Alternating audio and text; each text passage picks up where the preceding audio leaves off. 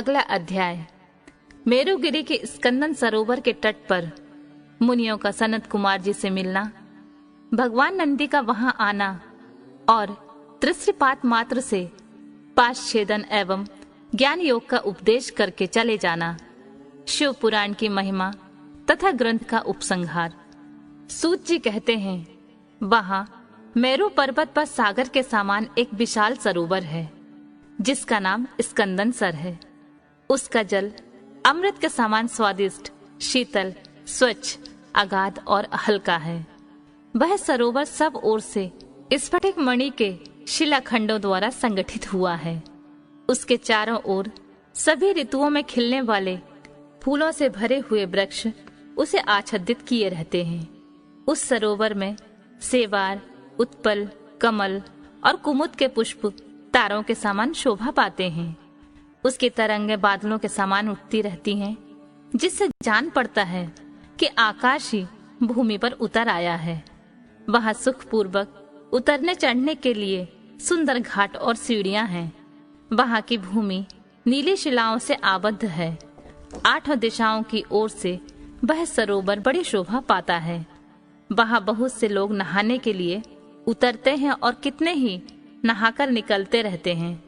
स्नान करके श्वेत यज्ञोपवीत और उज्जवल कोपिन धारण किए, वस्त्र पहने, सिर पर जटा अथवा शिखा रखाए या मूड़ मुड़ाए, ललाट में त्रिपुंड लगाए, वैराग्य से विमल एवं मुस्कुराते मुख वाले बहुत से मुनि कुमार घड़ों में, कमलिनी के पत्तों के दौने में, सुंदर कलशों में, कमंडलुओं में तथा वैसे ही करकों, करवों आदि में अपने लिए, दूसरे के लिए, विशेषतः देव पूजा के लिए वहां से नित्य जल और फूल ले जाते हैं।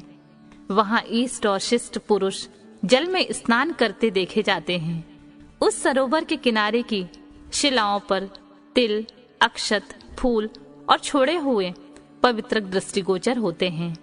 वहां स्थान स्थान पर अनेक प्रकार की पुष्प बलि आदि दी जाती है। कुछ लोग सूर्य को अर्घ देते हैं और कुछ लोग वेदी पर बैठकर पूजन आदि करते हैं।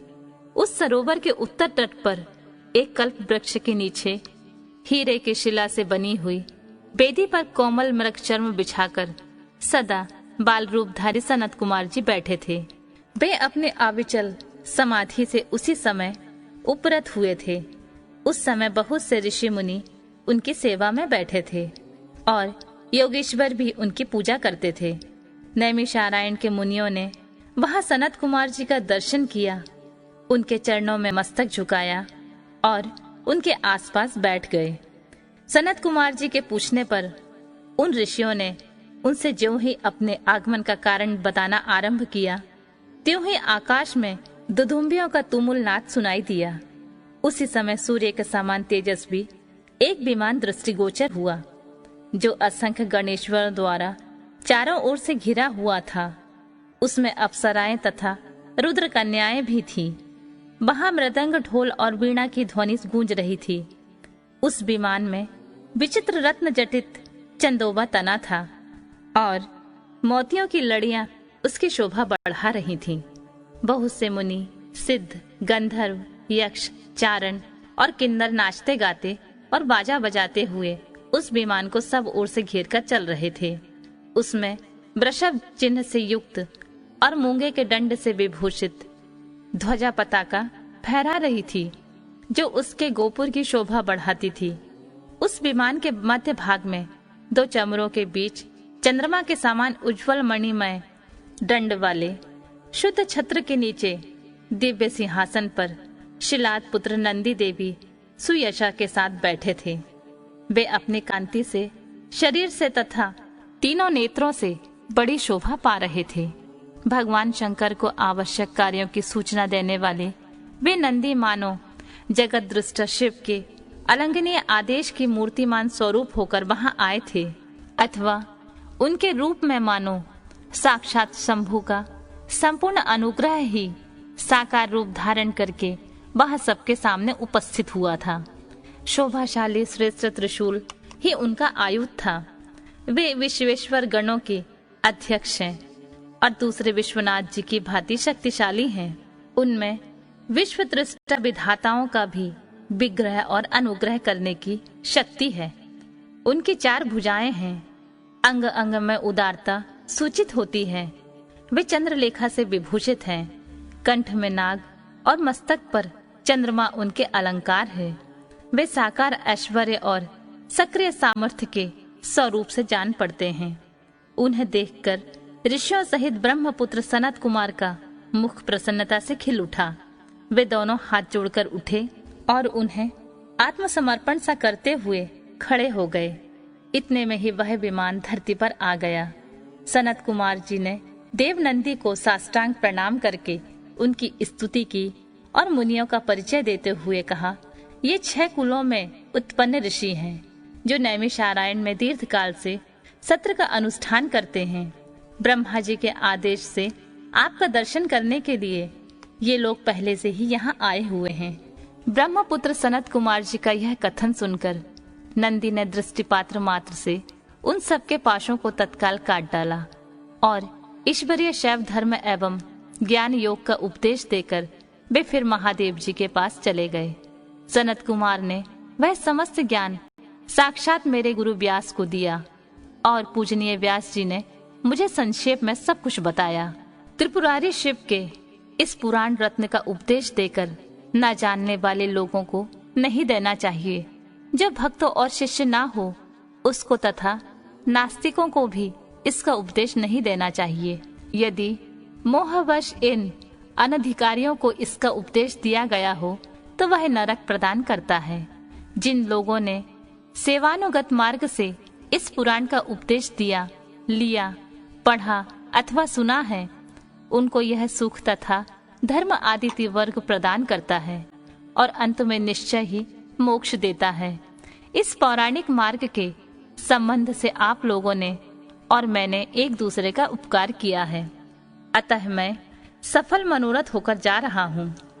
हम लोगों का सदा सब प्रकार से मंगल ही हो।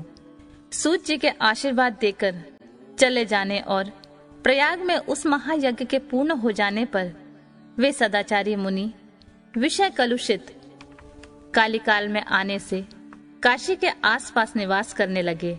तदनंतर पाशुपात से छूटने की इच्छा से उन सब ने पूर्णतः पाशुपत व्रत का अनुष्ठान किया और संपूर्ण बोध एवं समाधि पर अधिकार करके वे अनिंद्य महर्षि परमानंद को प्राप्त हो गए। व्यास जी कहते हैं, यह शिव पुराण पूरा हुआ। इस हितकर पुराण को बड़े आदर एवं प्रयत्न से पढ़ना और सुनना चाहिए। नास्तिक, श्रद्धाहीन, शठ, महेश्वर के प्रति भक्ति से रहित तथा धर्मध्वजी पाखंडी को इसका उपदेश नहीं देना चाहिए। इसका एक बार श्रवण करने से सारा पाप भस्म हो जाता है। भक्तिहीन भक्ति पाता है और भक्त भक्ति की समृद्धि का भागी होता है। 2 बार श्रवण करने पर उत्तम भक्ति और तीसरी बार सुनने पर मुक्ति सुलभ हो जाती है। इसलिए मुमुक्षु पुरुष को बारंबार इसका श्रवण करना चाहिए। किसी भी उत्तम फल को पाने के लिए शुद्धि बुद्धि से इस पुराण की 5 आवृत्ति करनी चाहिए। ऐसा करने से मनुष्य उस फल को प्राप्त कर लेता है, इसमें संशय नहीं है। प्राचीन काल के राजाओं, ब्राह्मणों तथा श्रेष्ठ वैश्यों ने इसकी 7 आवृत्ति करके शिव का साक्षात दर्शन प्राप्त किया है। जो मनुष्य भक्ति परायण हो इसका श्रवण करेगा, वह भी इहलोक में संपूर्ण भोगों का उपभोग करके अंत में मोक्ष प्राप्त कर लेगा। यह श्रेष्ठ शिव पुराण भगवान शिव को अत्यंत प्रिय है। यह वेद के तुल्य माननीय, भोग और मोक्ष देने वाला तथा भक्ति भाव को बढ़ाने वाला है। अपने प्रथम गणों, दोनों पुत्रों तथा देवी पार्वती जी के साथ भगवान शंकर के इस पुराण के वक्ता और श्रोता का सदा कल्याण करे। वायवीय संहिता संपूर्ण, शिव पुराण संपूर्ण। बिंदु संयुक्तम् नित्यं ध्यायन्ति योगिनः कामदं मोक्षदं चैव।